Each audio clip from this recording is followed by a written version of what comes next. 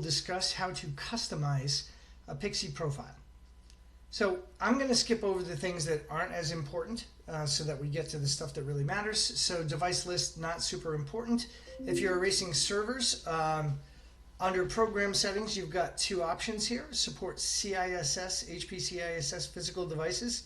You're going to want to set that to fast physical and hit update. If you're dealing with servers that have LSI mega RAID, you're going to want to break the RAID and pick hybrid preferred. For any kind of server profile, you're definitely going to want to have both of these turned on.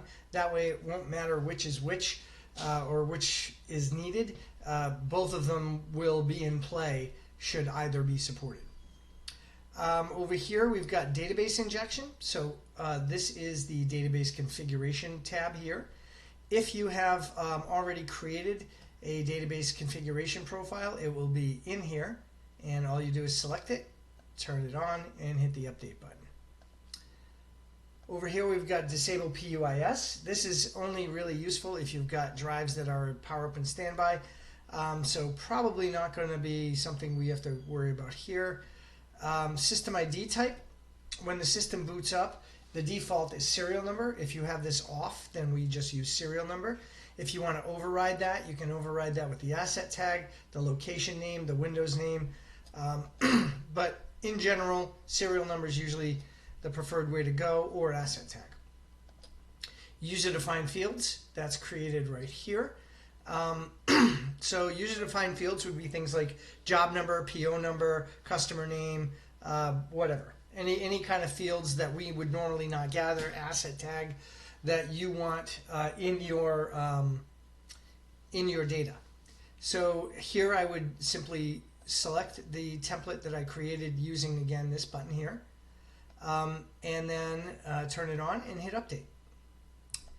Interface mode. This is something that is really useful on a laptop. Essentially, we take up the entire screen of the laptop if we use system interface and put a giant % across the screen, really large text, everything that you would want to see from across a room or could see from across a room to know exactly what's going on with that laptop. If you're doing a desktop or a server that doesn't have a monitor connected, then list interface is just fine. Over here,